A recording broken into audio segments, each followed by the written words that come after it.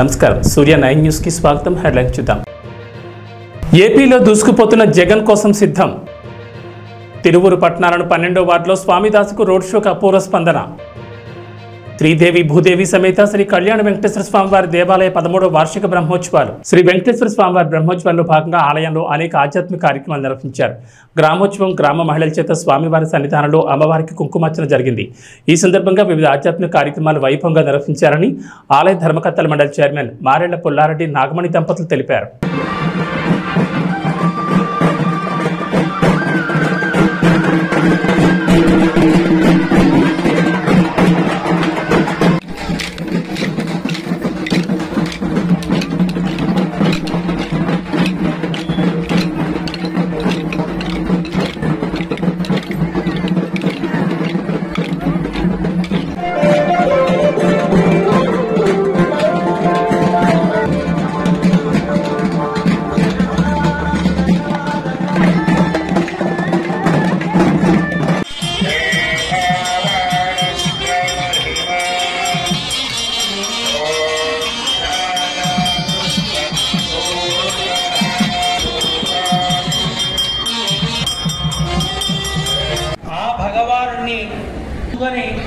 ఏర్పాటు చేసుకున్నటువంటి క్షేత్రం ఇది.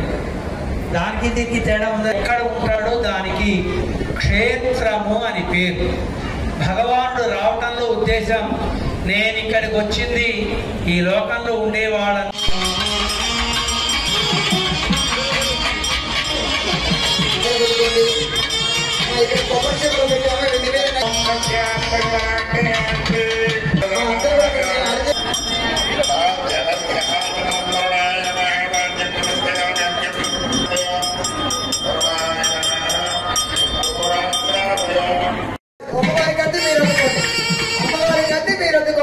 ఏదో ఒక్కసారి గోవింద గోవింద గోవింద వచ్చిందా చూసారా? తాడేపల్లిగూడెంలో దేవాదాయ ధర్మాదాయ శాఖ మంత్రి కొట్టు సత్యనారాయణకి చేతు అనుభవించరైంది. ప్రభుత్వ ఉద్యోగుల వద్దకు వెళ్లిన సత్యనారాయణ తిట్టి బయటకు పంపించారు. ఇది సోషల్ మీడియాలో వైరల్ అయింది.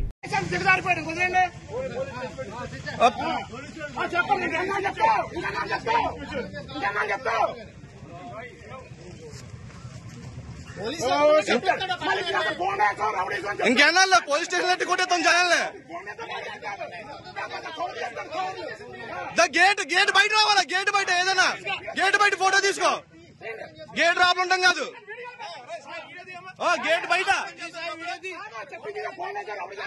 గేట్ బయట బాబు అటు కూడా తీయమ్మా. అటు తీసేసి ఒకరితో కాదు అందరూ తీ.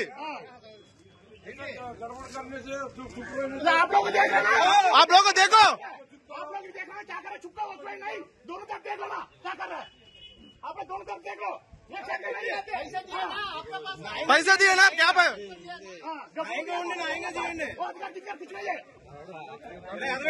इलेक्शन ड्यूटी है.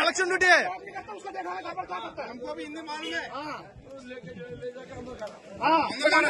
बोल के चल जाएगा. आप लोग क्या आप लोग क्या बोल देता हम लोग कहते हैं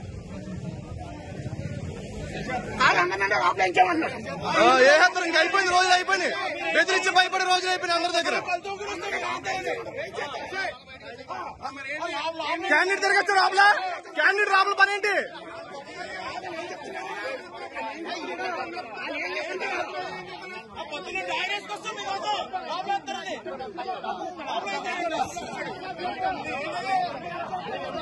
అండ్ క్యాండిడేట్ రాబుల పని ఏంటి?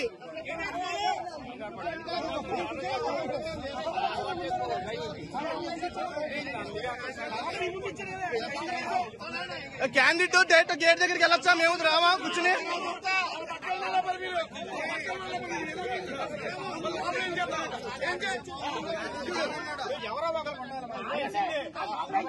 ఇంకా బాబాయ్ గారు ఇంకా సైలెంట్ గా ఉంటే అయిపోద్ది వ్యాపారం. ఎవరో కొనుక్కుంటారు.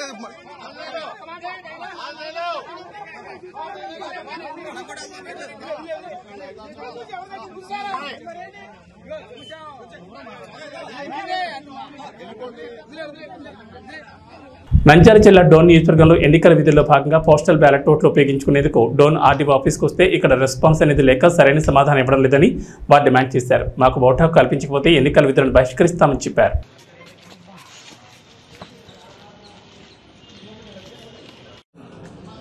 మరి ఈరోజు మేము మా ఓటు హక్కును వినియోగించుకునేదానికి ప్రభుత్వ ఉద్యోగులైనటువంటి మేము ఎన్నికల విధుల కోసము మాకు ఎన్నికల విధులకు పోస్టింగ్ ఆర్డర్స్ ఇచ్చినప్పటికీ మేము పోస్టల్ బ్యాలెట్ ద్వారా మరి ఓటు హక్కును వినియోగించుకోవడానికి దరఖాస్తు చేసుకోవడం అనేది డోన్ కాన్స్టిట్యుయెన్సీలో. అయితే ఈ ఓటు హక్కును మాకు కల్పించడంలో డోన్ ఆర్ఓ గారు కానివ్వండి, అదేవిధంగా కర్నూలు ఆర్ఓ గారు కానివ్వండి, అదేవిధంగా మాకు డ్యూటీ అపాయింట్ చేసినటువంటి కాన్స్టిట్యుయెన్సీ ఆర్ఓ గారు కానివ్వండి, మాకు ఓటు హక్కును కల్పించే విషయంలో పూర్తిగా విఫలమైనారని చెప్పేసి తెలియజేసుకుంటున్నాం.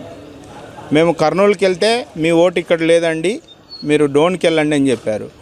డోన్కి వచ్చి డోన్ కాన్స్టిట్యుయెన్సీలో ఆర్ఓ గారిని రిక్వెస్ట్ చేశాం మొదటి రోజు. ఇంకా మా లిస్టు మా దగ్గరికి రాలేదండి, వెయిట్ చేయండి అని చెప్పేసి మొదటి రోజు చెప్పారు. మొదటి రోజు మళ్ళీ కాసేపటి తర్వాత వెళ్ళి మళ్ళీ వాళ్ళని ఆర్ఓ గారు డోన్ ఆర్ఓ గారిని అడగగా ఆయన ఏం చెప్పారు, మళ్ళీ 3 గంటలకండి మీ పీఓ వాళ్ళకి స్పెషల్గా 3 గంటలకు పెట్టామండి అని చెప్పారు.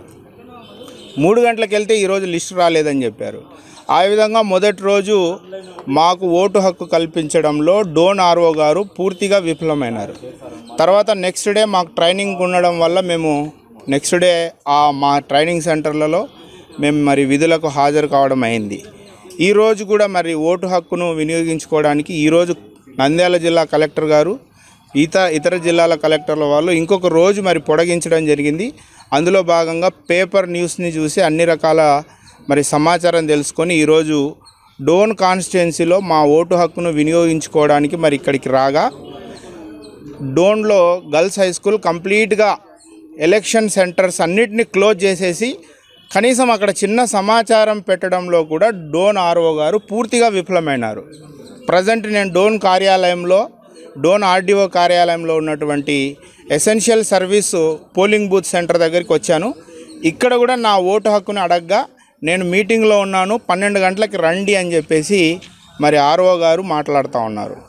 నేను ఫోన్లో మళ్ళీ ఆర్ఓ గారితో మాట్లాడా, మీరు పిలిస్తే నేను రావాలనా అని బాధ్యత రాహిత్యంగా మరి వ్యవహరిస్తున్నారు. మాకు ఖచ్చితంగా ఈ సందర్భంగా మేము డిమాండ్ చేస్తూ ఉంది ఏంటంటే, మాకు ఓటు హక్కునన్నా కల్పించండి, లేదా మాకు ఎన్నికల విధుల నుండి మాకు మినహాయింపు ఇవ్వాలని ఈ సందర్భంగా మేము ఉపాధ్యాయ సంఘాలందరి తరపున, ఉద్యోగ సంఘాల తరపున డిమాండ్ చేస్తూ ఉన్నాం. Thank you very much. Vote హక్కు కల్పించకపోతే మీరు ఏం చేయబోతున్నారు? ఓటు హక్కు కనుక మాకు కల్పించడంలో సంబంధిత అధికారులు పూర్తిగా విఫలమై మాకు కల్పించలేని పక్షంలో మేము ఎన్నికల విధులను బహిష్కరించబోతున్నాము. మేము చేయలేము. Thank you. యువత సమస్యల పరిష్కారం కావాలంటే కాంగ్రెస్ పార్టీతో సాధ్యమని స్థానిక నిరుద్యోగుల ఉపాధి కల్పించే విధంగా చూస్తారని పెద్దపల్లి కాంగ్రెస్ ఎంపీ అభ్యర్థి గడ్డం వంశీకృష్ణ అన్నారు. మంచిర్యాల పట్టణంలోని పద్మనాయక ఫంక్షన్ హాల్లో మంచిర్యాల ఎమ్మెల్యే కుక్కరాల ప్రేమ్షా గారు ఆధ్వర్యంలో పెద్దపల్లి పార్లమెంట్ నియోజకవర్గ యువ సమ్మేళనం నిర్వహించారు. ఈ సమావేశానికి పెద్దపల్లి కాంగ్రెస్ అభ్యర్థి గడ్డం వంశీకృష్ణ ముఖ్య అతిథిగా పాల్గొన్నారు. ఈ సందర్భంగా మాట్లాడుతూ బీజేపీ బీఆర్ఎస్ పార్టీలపై తీవ్ర విమర్శలు చేశారు. బీజేపీ బీఆర్ఎస్ రెండు పార్టీలు కూడా రిజర్వేషన్ల విషయంలో కేంద్రంలో ఉన్న బీజేపీ చెప్పిందే రాష్ట్రంలో గత ప్రభుత్వంలో ఉన్న కేసీఆర్ అమలు చేశారని అన్నారు. విద్యార్థులకు మెరుగైన ఉచిత విద్య కావాలన్నా, రిజర్వేషన్లు మనకు కావాలన్నా పెద్దపల్లి పార్లమెంట్లో యువ నాయకుడైన ఎంపీ అభ్యర్థి వంశీకృష్ణను లక్ష మెజార్టీతో గెలిపించాలని కోరారు. కాంగ్రెస్ అభ్యర్థి వంశీకృష్ణ మాట్లాడుతూ గత 10 సంవత్సరాలుగా తెలంగాణను పాలించిన బీఆర్ఎస్ పార్టీ ఇంటికో ఉద్యోగం, డబుల్ బెడ్రూమ్ ఇండ్లు, దళిత బంధు అని ఇస్తామని చెప్పిన కేసీఆర్కు ఏ ఒక్క పథకం కూడా అమలు చేయలేదని ప్రశ్నించారు.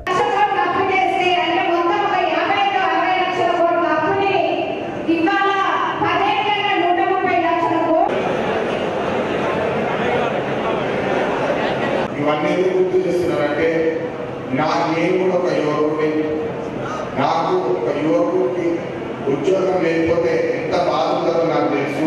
మానసికంగా, ఆర్థికంగా ఎన్ని కష్టాలు వస్తాయో నాకు తెలుసు. అందుకని హమ్ కిసీసే కమ్యూనిటీ అని చెప్పి మా తాత కాకగారు ఎప్పుడు చెప్పేటోళ్ళు. చిన్నప్పటికి వెళ్ళి నువ్వు కూడా చదువుకో, మంచిగా తెలివి చేసుకో, కష్టపడి కృషి చేసి ఏదైనా సాధించుకోవచ్చు అని చెప్పి నాకు చిన్నప్పటి నేర్పినారు. నేను అదే స్ఫూర్తిగా తీసుకుని మన పైకప్పుగా సోలార్ సెల్స్ పెట్టి ప్రపంచంలో నా గవర్నమెంట్ ఆఫ్ అమెరికా అవార్డు వచ్చిందని చెప్పి ఈ సందర్భంగా తెలియజేస్తున్నాను. అదేవిధంగా ఒక ఎలక్ట్రిక్ బైక్ సంస్థగా తయారు చేసి దాని మీద గవర్నమెంట్ ఆఫ్ ఇండియా నాకు 6 పేటెంట్ అవార్డు వచ్చిందని కూడా మీ అందరికీ తెలియజేస్తున్నాను. ఇది ఎందుకు చెప్తున్నానంటే అందరిలో కృషి చేసి కష్టపడి ఆ తపన ఉంటే ఏదన్నా సాధించుకోవచ్చు అని చెప్పి నేను నమ్ముతాను. అదేవిధంగా 500 మందికి ఉపాధి కల్పించే అదృష్టం నాకు దాకింది. కార్మికులు మన సింగరేణి కార్మికుల పిల్లలకు కూడా ఉపాధి కల్పించే అదృష్టం నాకు కలిగిందని చెప్పి మీ అందరికీ ఈ సందర్భంగా తెలియజేస్తూ కేవలం గిల్లి మాటలు చెప్పేటోళ్ళ మాటలు నమ్మకండి. పనిచేసే వాళ్ళని మీరు గత 10 సంవత్సరాల ట్రాక్ రికార్డు చూసి పనిచేసే వాళ్ళని ఎంచుకోండి. నేను మీ అందరికీ అండదండగా ఉంటానని చెప్పి మీకు ఒక భరోసా ఇస్తున్నా. నేను కూడా ఒక యువకుడిని, ఖచ్చితంగా యువకుల బాధలు సమస్యలు నాకు అర్థమైతే అని చెప్పి రేవంత్ రెడ్డి గారు, రాహుల్ గాంధీ గారు నన్ను అవకాశం ఇచ్చి మీ అందరి ముందు ఇట్లా నిలబెట్టడం జరిగింది. ఖచ్చితంగా ఇప్పుడే సురేంద్రమ్మ గారు చెప్పినట్టు, ప్రేమ శంకరరావు గారు చెప్పినట్టు వాళ్ళ ఆదేశాల ప్రకారం మంచిర్యాలకి వచ్చే కాలేజీలు ప్రభుత్వ సంస్థలు తీసుకొచ్చే బాధ్యత నాదని చెప్పి మీ అందరికీ తెలియజేస్తున్నాను. ఈ నిరుద్యోగ సమస్య ఇకపై నా సమస్య. ప్రేమ శంకరరావు గారు ఎప్పుడు పొద్దున చెప్పి ఎవరికి భయపడలేదు, ప్రజలకే భయపడలేదు. ఎందుకంటే ప్రజల కోసం సేవ కూడా లేకున్నామని చెప్పి ఖచ్చితంగా మీ అందరి కోసం సేవ చేసి ఈ నిరుద్యోగుల ఏదైతే సమస్య ఉందో దాన్ని మార్చివేస్తామని చెప్పి మీ అందరికీ సభాముఖంగా తెలియజేస్తూ అందరూ ఒకసారి నాకు చేతులెత్తి నాకు మద్దతు తెలిపి మీ ఆశీర్వాదం ఇస్తూ ఇంట్లో ఒక అన్నలాగా తమ్ముడులాగా నన్ను భావించి జై కాంగ్రెస్, జై కాంగ్రెస్, చేతి గుర్తుకే. మేము ఈరోజు మీటింగ్ పెట్టాలని ఒక ప్రత్యేకత ఉన్నది. ఒకటి మాత్రం పెట్టుకోండి, ఏ దేశానికైనా కూడా అభివృద్ధి చెందడానికి 3 పారామీటర్స్ ఉంటాయి, 3 ప్రామాణికాలు ఉంటాయి. ఒకటి ప్రకృతి వనరులు. ప్రకృతి వనరులు ప్రపంచంలో ఏదైతే ఏ పని గ్రామాలలో పోకండి, ఏ మతం మీద ఏ కులం మీద పెట్టకండి, మీకు నేను ఉన్నాను చెప్తున్నా, ఖచ్చితంగా మీకు మాటిస్తున్నా. ఎన్నికల నా అదృష్టం కొద్ది కాంగ్రెస్ ప్రభుత్వం వచ్చిన తర్వాత ఈ రాష్ట్రంలో ఇన్ఫర్మేషన్ టెక్నాలజీ మంత్రి కానీ, ఇండస్ట్రీ మంత్రి కానీ మన పార్లమెంట్ ఇన్ఛార్జ్ శ్రీరావు గారు ఉన్నారు. ఈ గడిచిన సందర్భంలో 2 సార్లు వచ్చినప్పుడు నేను అడిగినప్పుడు మాట ఇవ్వడం జరిగింది. ఆ ఒకటి మాట, ఎన్నికలు అయిపోయిన తర్వాత ఫైల్ తయారు చేసుకొని చేద్దాం, 10 కోట్ల రూపాయల ఫౌండేషన్ చేసే కార్యక్రమం చేస్తున్నాం. ఐటీ పార్క్ కానీ ఇండస్ట్రియల్ పార్క్ కానీ అంటే కాకపోతే దానికోసం అని చెప్పి ఐటీ పార్క్తో పాటు ఇండస్ట్రియల్ పార్క్ చేస్తే చిన్న చిన్న పరిశ్రమలు కాటేజ్ ఇండస్ట్రీస్ చేసినప్పుడు మాత్రమే ఒక 10 మంది కనుక ఇరవై పెట్టుకుంటారు, 10 మంది ఇంకో 10 మంది ఉద్యోగాలు వచ్చే అవకాశం ఉంటుంది. ప్రభుత్వ ఉద్యోగాలు అందరికి రావు. ప్రభుత్వ ఉద్యోగాలు అందరికి వస్తాయంటే ఇవాళ ఈ రాష్ట్రంలో 26 లక్షల పైన మంది గ్రాడ్యుయేట్ డిగ్రీ కానీ ఆ పైన చదువుతున్న విద్యార్థులు నిరుద్యోగులు ఇవ్వాలి.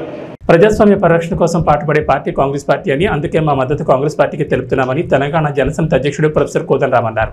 పార్లమెంట్ ఎన్నికల ప్రచారంలో భాగంగా మంచిర్యాల జిల్లా బెల్లంపల్లి ఎమ్మెల్యే గడ్డం వినోద్ నివాసంలో తెలంగాణ జనసమితి అధ్యక్షుడు ప్రొఫెసర్ కోదండరాం, ఎమ్మెల్యే గడ్డం వినోదులు ప్రెస్ మీట్ నిర్వహించారు.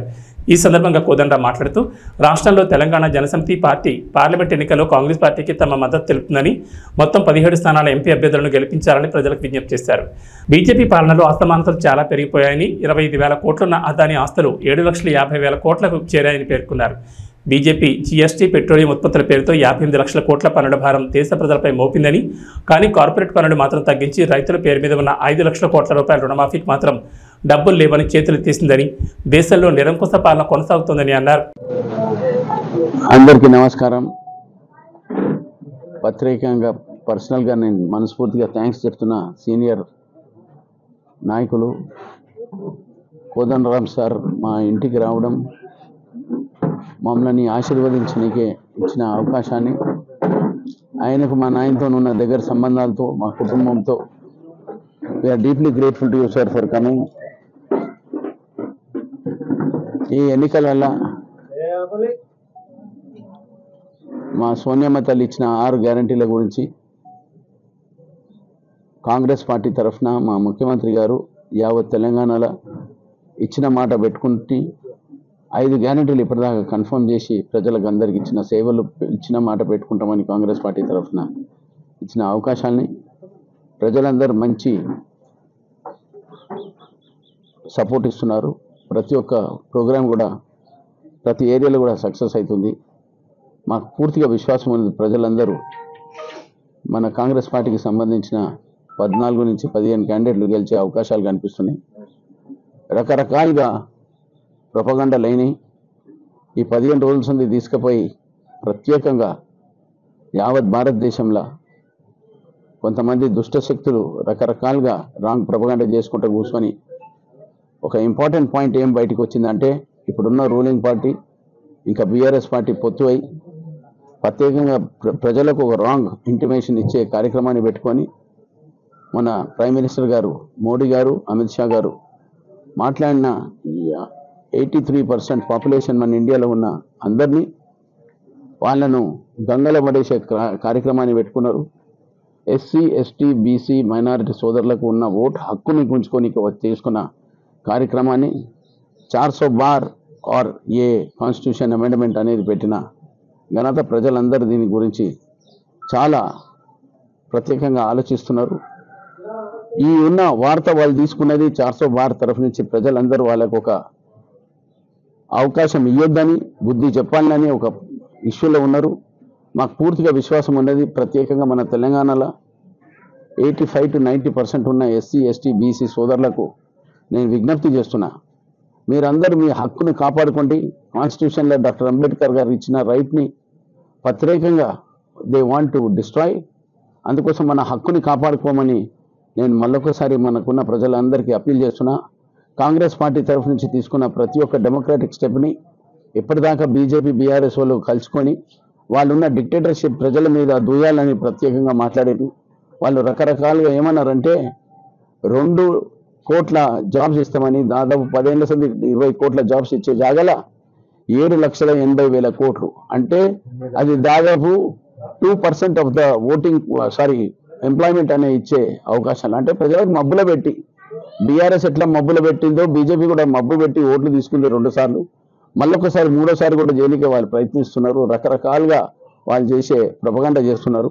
ప్రజలందరూ దీన్ని ఊహించి మాకు ఒక విశ్వాసం ఏముందంటే ప్రజల మీద ఇచ్చిన అవకాశం మాకు ఒక కాన్ఫిడెన్స్ ఉన్నది.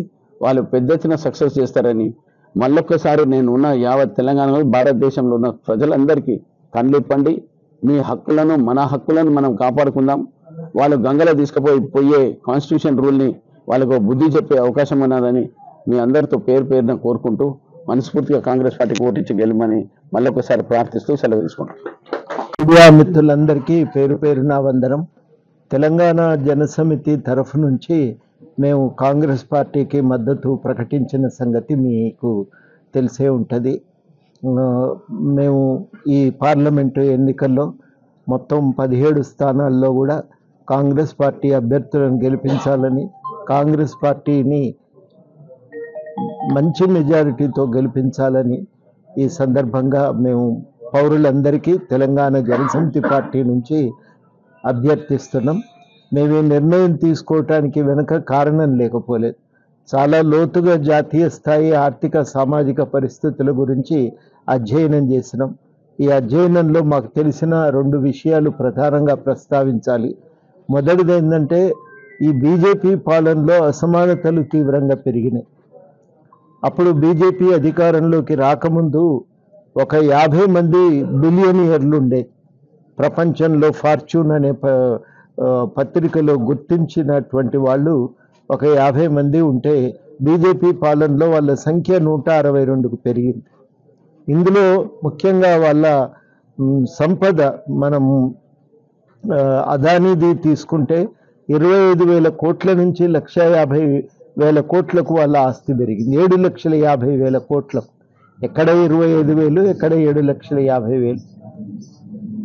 అదేవిధంగా అంబానీ ఆస్తి 1,50,000 కోట్లు ఉన్నది 7.5 లక్షలకు పెరిగింది. అది కూడా 7.5 లక్షల కోట్లకు పెరిగింది.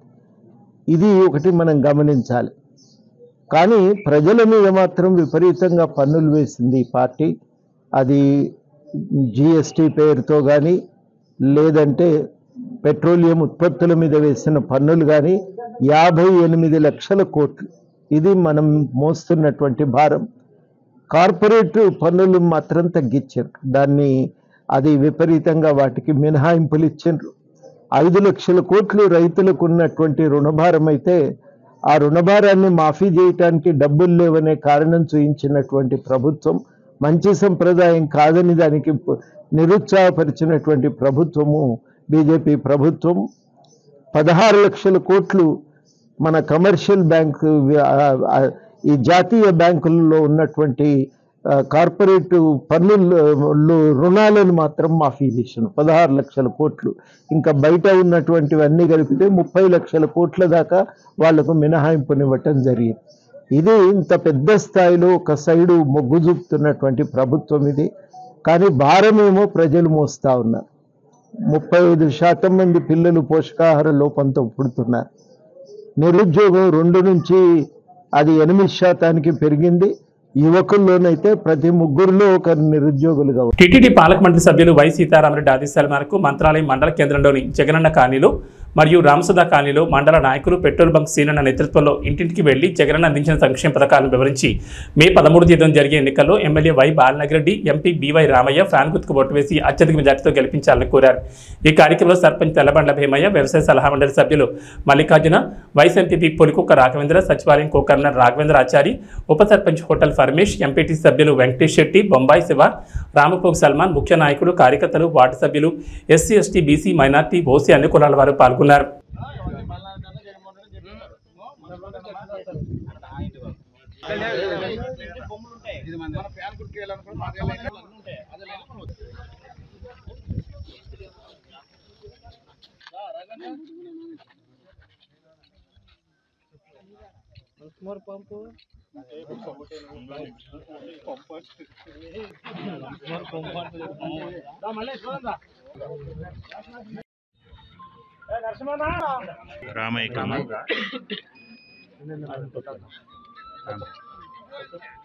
ఫ్యాన్ సరిగా వస్తుంది చూడమ్మా, సౌండ్ రావాలి.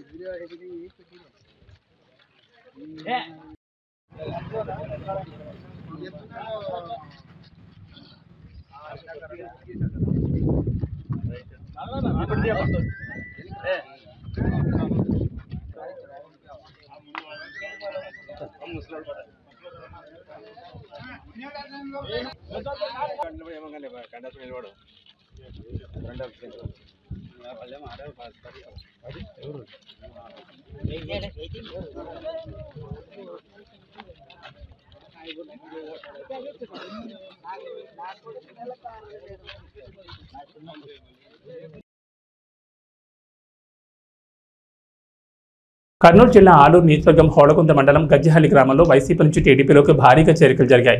అన్ని వర్గాల ప్రజలు ఏకతాటిపైకి వచ్చి టీడీపీ కూటమి అభ్యర్థి వీరభద్ర గౌడ్ని గెలిపించాలని జనసునామీలా తరలివచ్చి ప్రచారాన్ని విజయవంతం చేశారు.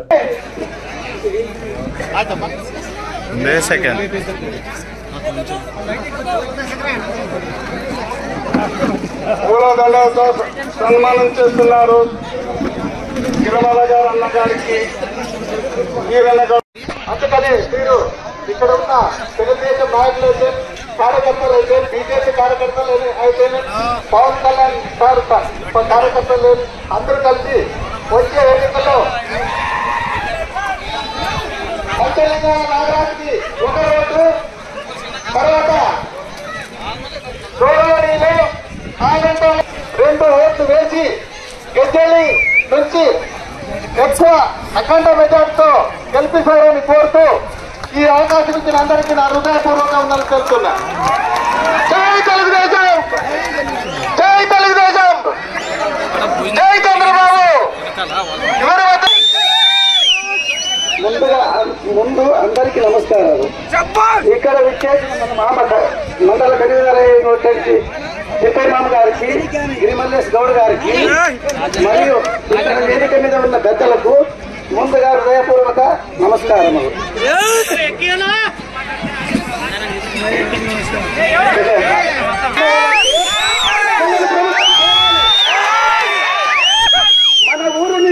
జీవితాంతం కావాలంటే బాబు రావాలి, బాబు రావాలి.